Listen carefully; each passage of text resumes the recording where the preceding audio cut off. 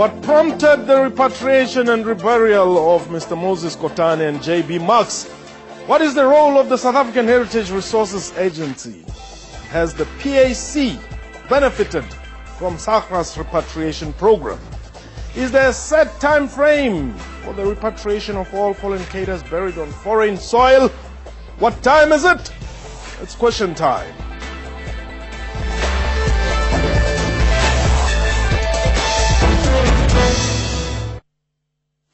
Hello and welcome to the show. My name is Mpho Seidu. South Africa's struggle for freedom resulted in thousands of men and women taking up arms to fight the then intransigent and brutal apartheid regime. Some of these freedom fighters lost their lives under various circumstances, both in and outside the country. During its 2012 Mangaung National Conference, the ANC agreed to assist in the exhumation and repatriation of comrades who are buried outside the country. For its part, the South African Heritage Resources Agency is mandated by government to issue permits or any action regarding exhumation, repatriation and reburials of remains. The recent reburial of Moses Kotane and J.B. Marks bears testimony to this. However, several of other cadres remains, including members of the Pan-Africanist Congress of Azania's military wing, APLA, are yet to be brought back home and be given decent burials. My guest today in studio, the PAC Secretary General, Narias Moloto, and joining us from our Seapoint studios in Cape Town, Umamveliswa Paduza. She's the CEO of South African Heritage Resources Agency. Let me welcome you both. Paduza, let me start with you right there in Cape Town. The recent reburial of Moses Kotane and J.B. Marks probably did indeed put your organization on the map, but many may not actually understand the role that you have to play under such circumstances. Just share with us, perhaps. Oh, thank you, Mpho. Firstly, we are an entity established in terms of the National Heritage Resources Act, number 25 of 1999. We are then the South African Heritage Resources Agency, Schedule 3 public entity, but also an agency of the Department of Arts and Culture. Yes. So we then report to the Ministry of Arts and Culture, Minister of Arts and Culture. Yes. We have a council that is appointed by the minister, and so the members have 15 of the maximum 15 in terms of the Act. Okay. So when it came to the repatriation and reburial of the stalwarts that have just been reburied and repatriated, we were part of the delegation that went to Moscow. We were with the Department of Arts and Culture, and we were received very well by the embassy there, the ambassador, who was the ambassador at the time. I think he has since been posted elsewhere. Mm-hmm. But we then engaged with the embassy, as I say, and with the authorities in Moscow. And we went to the cemetery, the Nodovishki. Oh, sorry, excuse my Russian. So we went to the cemetery as well. We visited both graves, the grave of J.B. Marks and the grave of Moses Kotane. And it was in winter. It was very wintry, the weather, they're full of snow. And when the bodies were exhumed, we were there. Okay.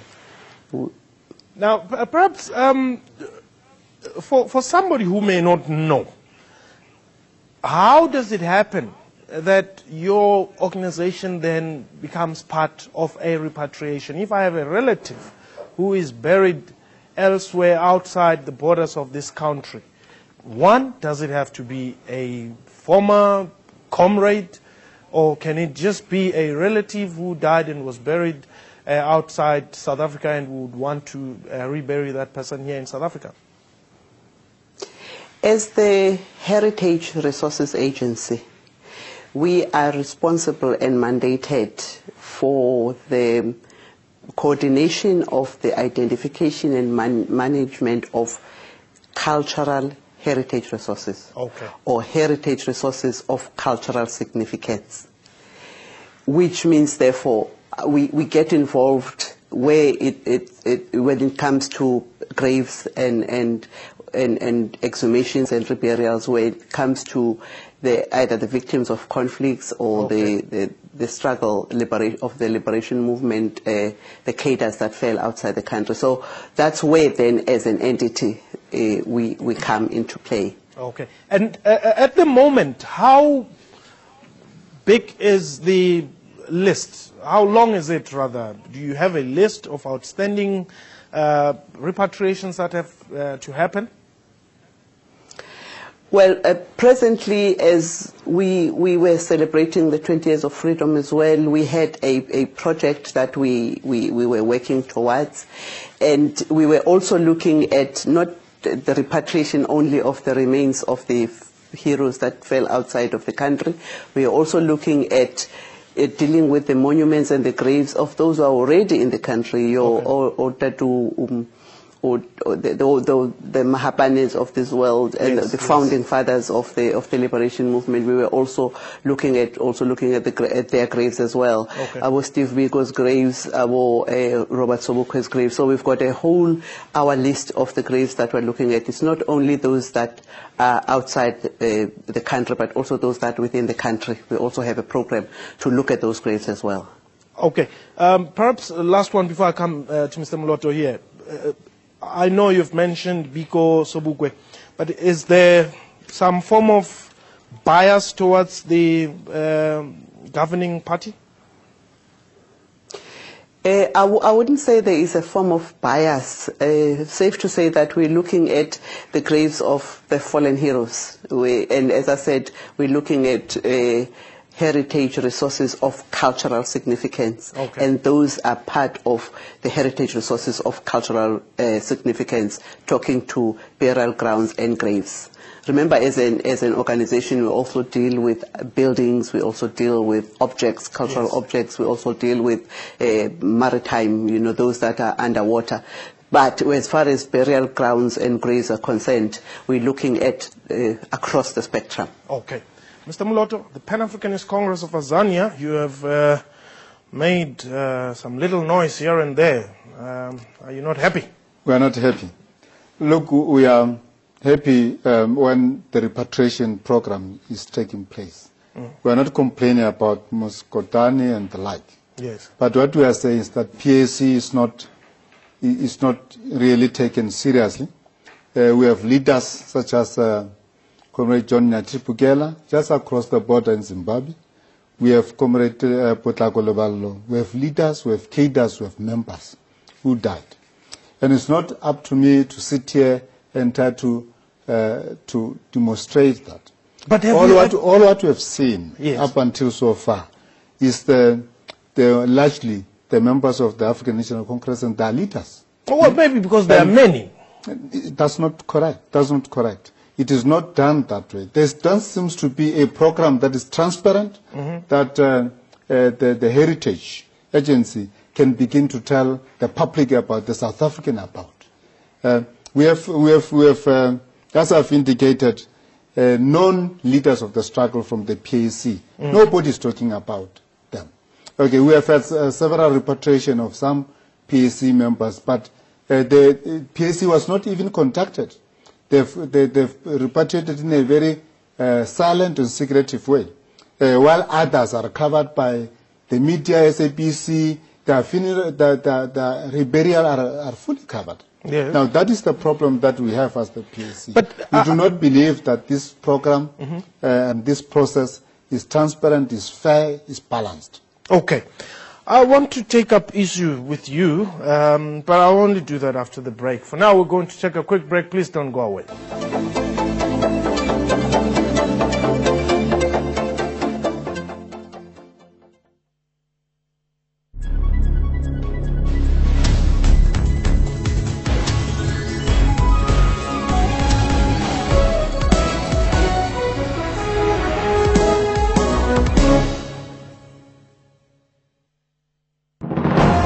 Zoom into Africa. This is Senegal. The president is Mr. Macky Sall. Senegal withdrew from the Mali Federation on 20 August in 1960. The population is more than 13 million people. One of the major languages spoken is French. Monetary unit is CFA.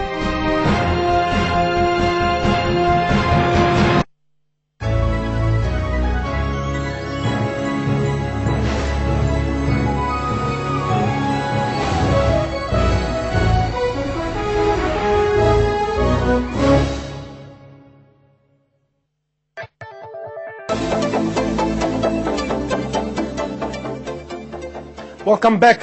You're still watching Question Time. Our guest today is the Secretary General of the PAC, Datenarius Moloto. And from our Seapoint studios, we're joined by Umamu Veliswa Baduza. She's the CEO of the South African Heritage Resources Agency. Mam Veliswa, Tatu Moloto is not very happy here. He says the PAC is not being taken serious. You know, in terms of the Act, any person can approach the relevant authorities and request for the repatriation of their relatives, or in this case, then it's their comrades that had fallen outside the country. So I do not believe that there is any special attention or focus on one liberation movement versus the other.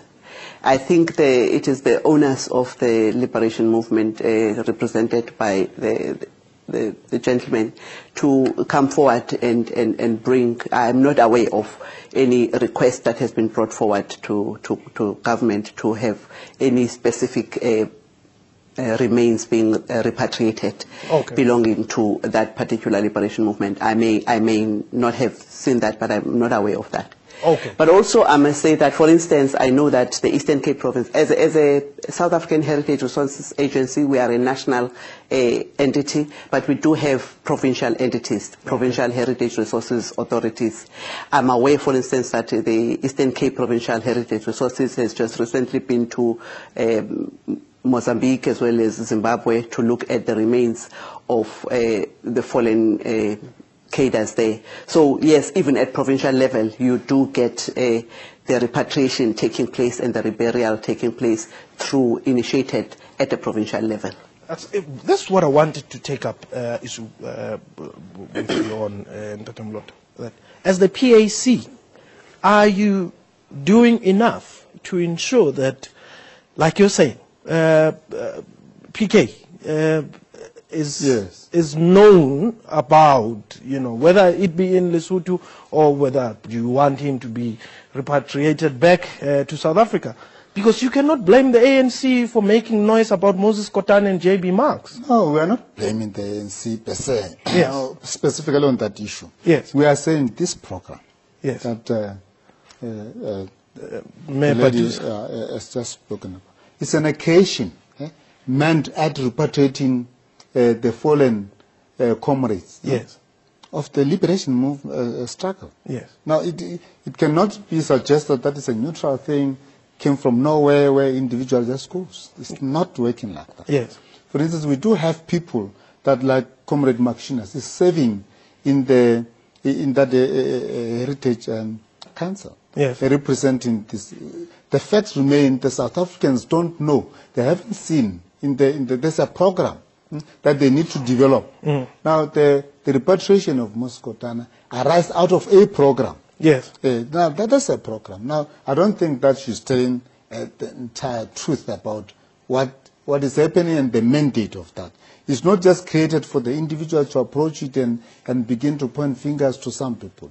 As the PAC, we have had, we're an organization, we have had people in the numbers like the ANC, like the AZAPO, who went out deliberately to wage a struggle. And it's intended to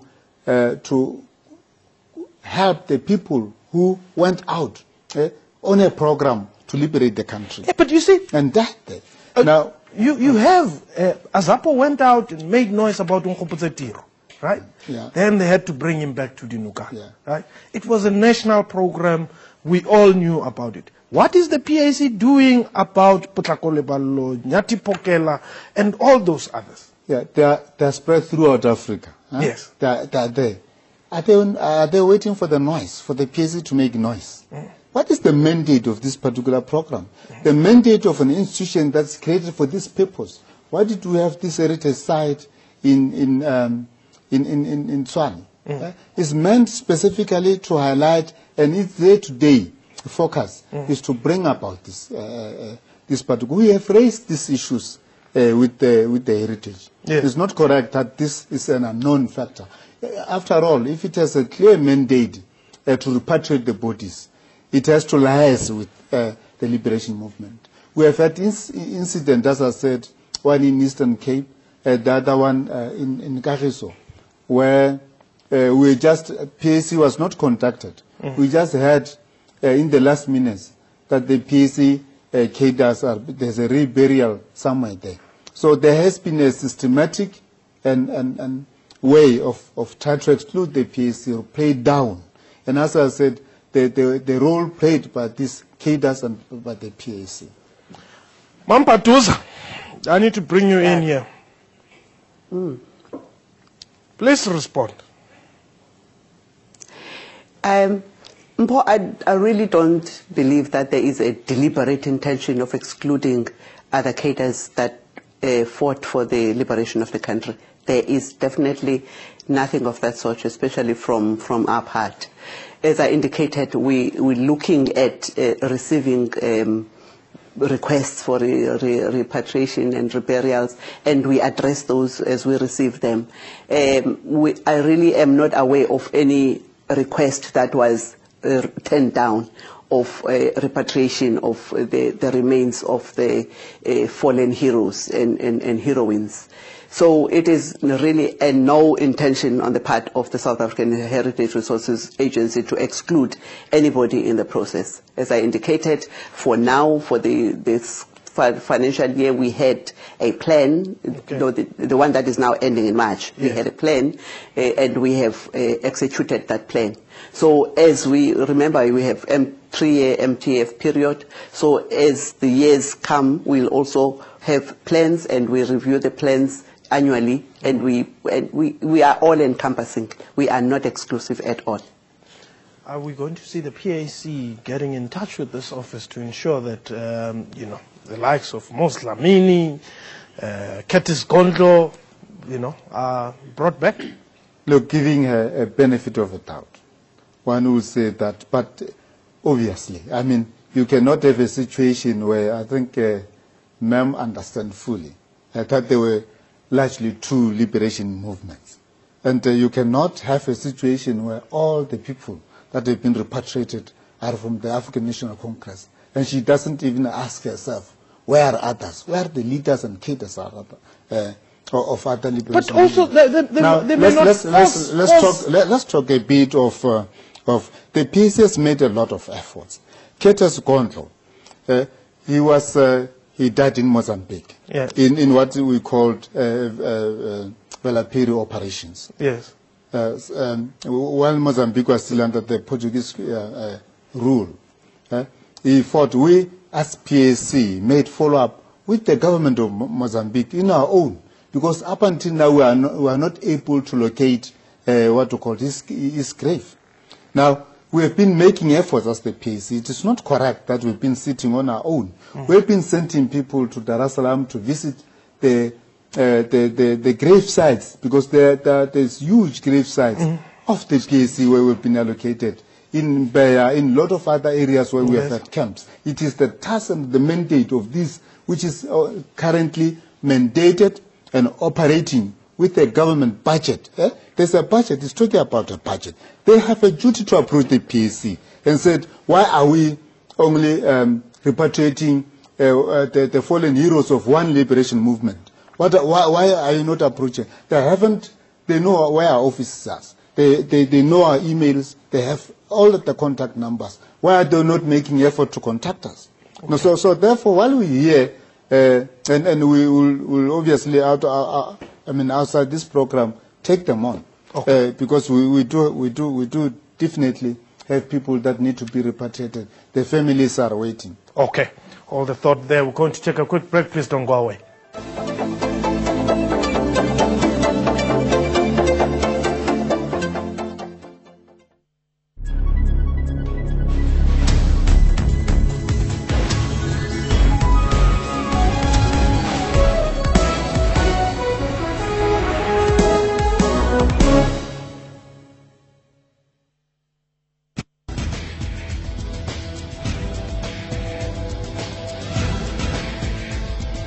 Technology is all around us and is improving lives across Africa, like how young Nigerians are connecting to the internet.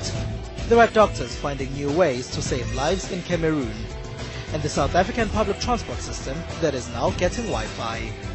We have gadgets, apps and loads more, some of which play a big role in Africa's growth.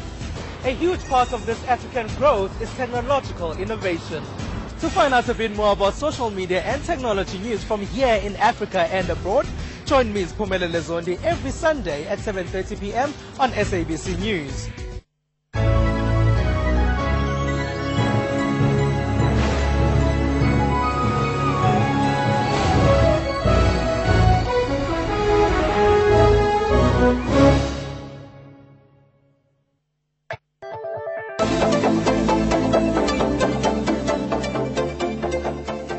Welcome back. You're still watching Question Time. My guest today is the PIC Secretary General, Narias Moloto, and from our Seapoint studios, Veliswa Baduza. She's the CEO of SAHRA.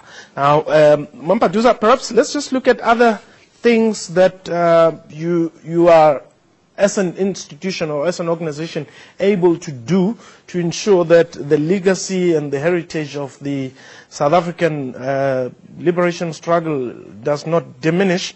What else do you do in instances where you're not able to locate graves, for instance? You see, we work with various authorities. We're not working in isolation. Yes. We really do work with various authorities, both internally and outside the country.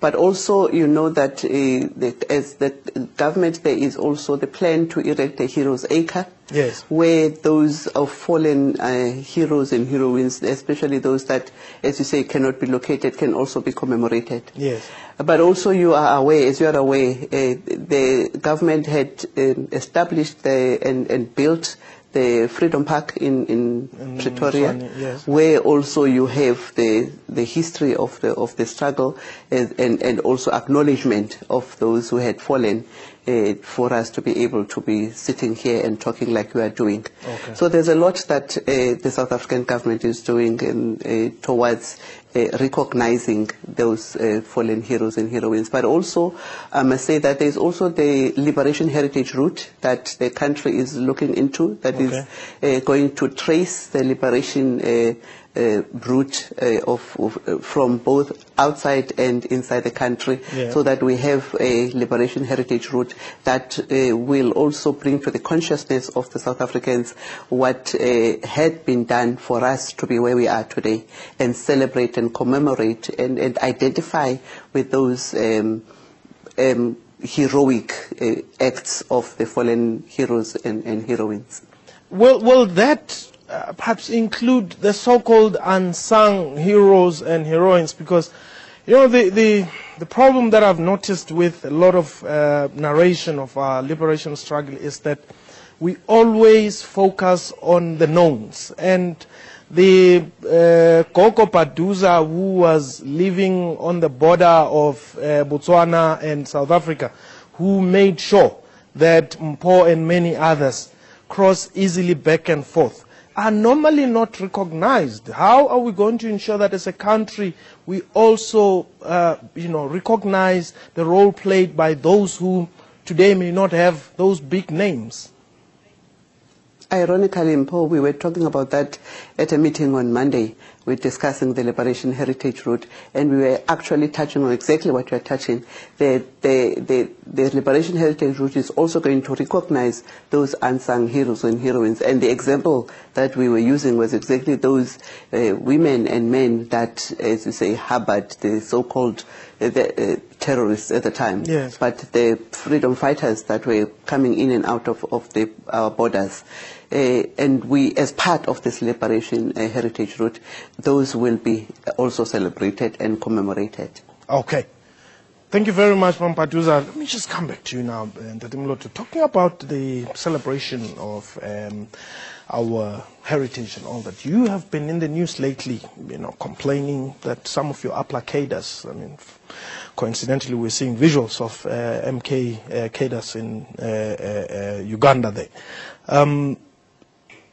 Some of your comrades, you're saying, are still in detention.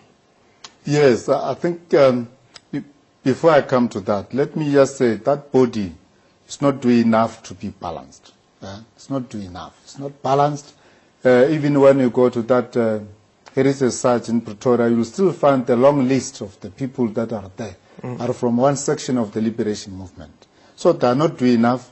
The contribution of the PAC to the liberation struggle is not properly recorded. No, then the Basically, PAC, Mr. Moloto, it's your responsibility as the PAC to ensure that you are not undermined. It is. But remember, the people who are appointed in these institutions, who are supposed to execute that mandate, are largely from one section of the liberation But Maximus is there. and is one. But he's making his best. Okay, I just want to record that because people may think that the information that is being dished out is balanced and is correct. That is not. Okay. But let me come back. It is quite correct that we have freedom fighters, members of the APLA, that are still languishing in prison up until today. They went out to fight for the liberation of their country.